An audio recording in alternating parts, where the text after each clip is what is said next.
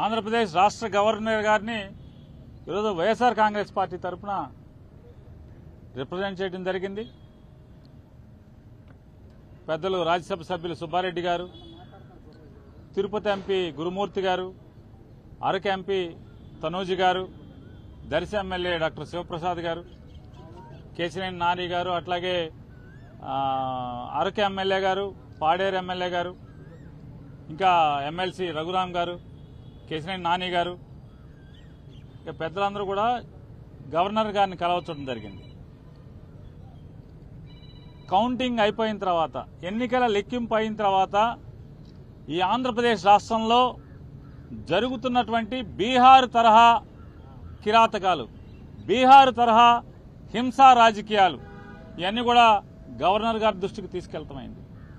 ఎన్నికలు ఒక పక్క జరుగుతుంటే ఎన్నికలు సంపూర్ణంగా పూర్తవకుండానే మధ్యాహ్నం నుంచి తెలుగుదేశం పార్టీ గూండాలు ఏ రకంగా ఇళ్లపై దాడులు చేయటం, ఇళ్లు తగలబెడతాం, ఇంట్లో ఫర్నిచర్ ధ్వంసం చేయటం, మనుషుల్ని కిరాతకంగా కొడతాం, ఇళ్లలోకి వెళ్లి ఆడవాళ్ళని హింసించటం, కార్లు ధ్వంసం చేయటం, కార్లు తగలబెడతాం, ఆస్తులు నాశనం చేయటం, భయభ్రాంతులకు గురి చేయటం.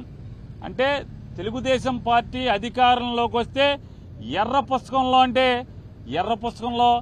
ఏం రాసుకున్నారా అంటే, మేము హింస కోసమే, ఈ కక్ష తీర్చుకోవడం కోసమే, మాకు వ్యతిరేకంగా వైఎస్ఆర్ కాంగ్రెస్ పార్టీ ఎవరు జెండా పట్టుకుంటే వాళ్ళనల్లా కిరాతకంగా హింసిస్తాం, వాళ్ళ ఆస్తులు ధ్వంసం చేస్తామనేటువంటి దానికోసమే అధికారంలోకి వచ్చినట్టుగా ఇవాళ వాళ్ళు ప్రవర్తిస్తున్నారు.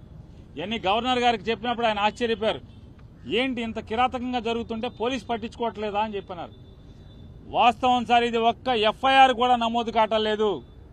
వెళ్ళి పోలీస్ కంప్లైంట్ ఇచ్చినా, ఫోటోలతో వీడియోలతో ఇచ్చినా కూడా ఆ వీడియోలన్నీ కూడా గవర్నర్ గారికి ఇవ్వడం జరిగింది.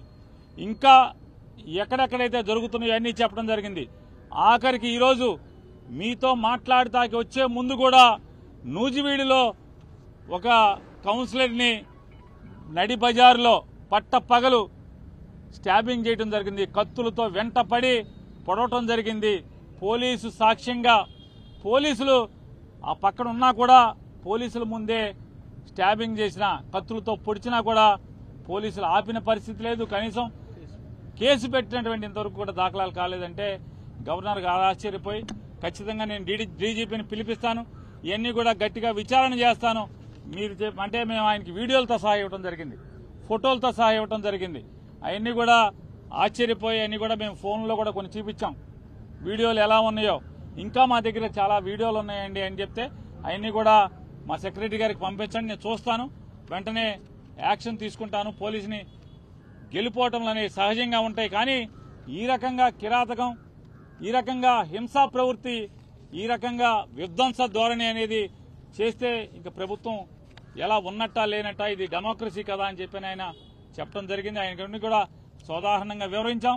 ఇంకా ఎక్కడెక్కడ సంఘటనలు జరుగుతున్నాయో, ఎక్కడెక్కడ అన్ని వీడియోల్ని, ఫోటోల్ని అన్ని ప్రతిదీ కూడా ఆయనకి పంపిస్తామని చెప్పాం. ఖచ్చితంగా పంపించండి, నేను యాక్షన్ తీసుకుంటాను, కంట్రోల్ చేస్తానని చెప్పని చెప్పారు. అలాగే ఆంధ్ర రాష్ట్ర ప్రజలకు కూడా తెలియజేస్తున్నాం, గవర్నర్ గారికి ఏది చెప్పామో మీకు కూడా అదే చేస్తున్నాం. ఇవాళ అంటే 4వ తారీఖు మధ్యాహ్నం నుంచి ఏ రకంగా తెలుగుదేశం పార్టీ హింస ప్రవృత్తితో చెలరేగిపోతుందో, హింసను ఏ రకంగా ఈ ఆంధ్ర రాష్ట్రం మీద ప్రజ్వలింపజేస్తున్నారో, అంటే వాళ్ళు గెలిచింది ఈ రకంగా ధ్వంసకాండ కోసమా, ఈ రకంగా హింసాకాండ కోసమా ఇవాళ ప్రజలు ఓటేసిందా చంద్రబాబు నాయుడు గారికి, కూటమికి అని చెప్పని మేము మీ ద్వారా, ప్రజల ద్వారా ఇవాళ తెలుగుదేశం పార్టీని, కూటమి నాయకుల్ని హెచ్చరిస్తున్నాం.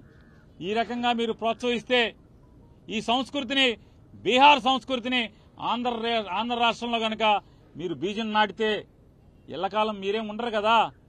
అంటే ఈ రాష్ట్రానికి కొత్తగా ఏం సంస్కృతి తీసుకొస్తున్నారు మీరు అంటే ఇది అందుకోసమే జగన్మోహన్ రెడ్డి గారు కూడా ఈ ఎక్కడెక్కడైతే రాష్ట్ర వ్యాప్తంగా 26 జిల్లాల్లో హింస ప్రజ్వలిల్లుతుందో, ఈ భీకరంగా ఈ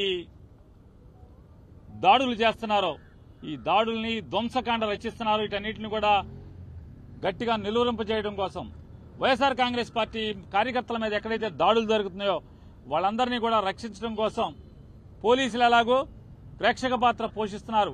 పైన చంద్రబాబు నాయుడు కూటమి నాయకుల యొక్క ఒత్తిడి మేరకు పోలీసులు ఏ రకంగా నిర్వీర్యంగా చూస్తూ ఊరుకుంటున్నారో, తోలుబొమ్మల్లాగా చూస్తూ ఊరుకున్నారో, వీటన్నిటిని కూడా మేము కూడా మా కార్యకర్తలను కాపాడుకోవడం కోసం 26 జిల్లాల్లో మాజీ మంత్రులతో, ఎమ్మెల్యేలతో, ఎమ్మెల్సీలతో వీళ్ళందరితో కూడా 26 జిల్లాల్లో కమిటీలు ఏర్పాటు చేయడం జరుగుతుంది.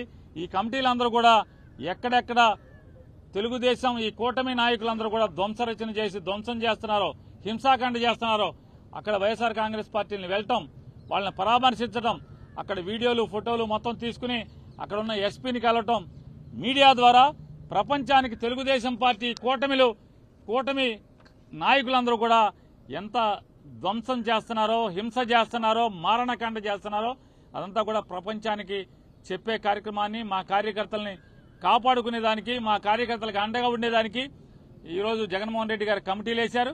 ఆ కమిటీలన్నీ కూడా రేపటి నుంచి ఆ కార్యక్రమాల్లో ఎక్కడెక్కడైతే దాడులు జరిగినాయో, దాడులు జరిగిన వెంటనే సమాచారాన్ని అందుకు వెళ్తాం. కానీ అలాగే లీగల్ టీంలన్నీ కూడా రాష్ట్ర వ్యాప్తంగా ఉన్న 26 నియోజకవర్గాల్లోని వైఎస్ఆర్ కాంగ్రెస్ పార్టీ లీగల్ టీంలన్నీ కూడా యాక్టివేట్ చేయడం జరిగింది. వాళ్ళు కూడా ఎవరైతే రాజకీయ పార్టీ నాయకులతో పాటు వాళ్ళు కూడా వెళ్తాం, కేసులు ఎక్కడెక్కడైతే కడతలేదో కేసులు చేసేదానికి కూడా ఎస్పీలని కలవటం, అలాగే ఆ వివరాలన్నీ కూడా మళ్లీ గవర్నర్ గారికి తీసుకొచ్చి ఇచ్చేదానికి కూడా ఇవాళ మేము నిర్ణయం తీసుకోవడం జరిగింది. ఇవాళ మరొకసారి కూటమి నాయకుడైన చంద్రబాబు నాయుడు గారిని కూడా గట్టిగా మేము హెచ్చరిస్తున్నాం.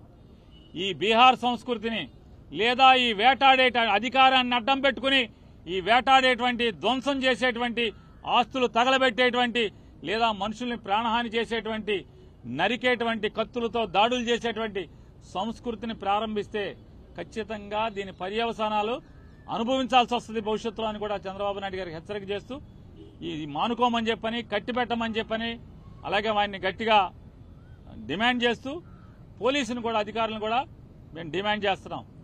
ఈ రకమైనటువంటి చేస్తే భవిష్యత్తులో చేయగలిగేదే ఉంటుంది. పిల్లిని గదిలో పెట్టి కొడితే పిల్లి కూడా తిరగబడుతుంది ఆత్మరక్షణ కోసం.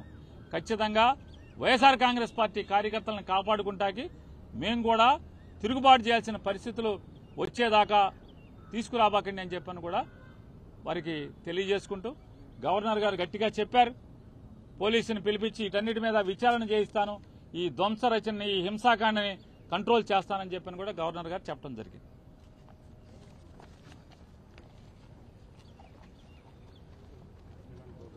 Please subscribe .news.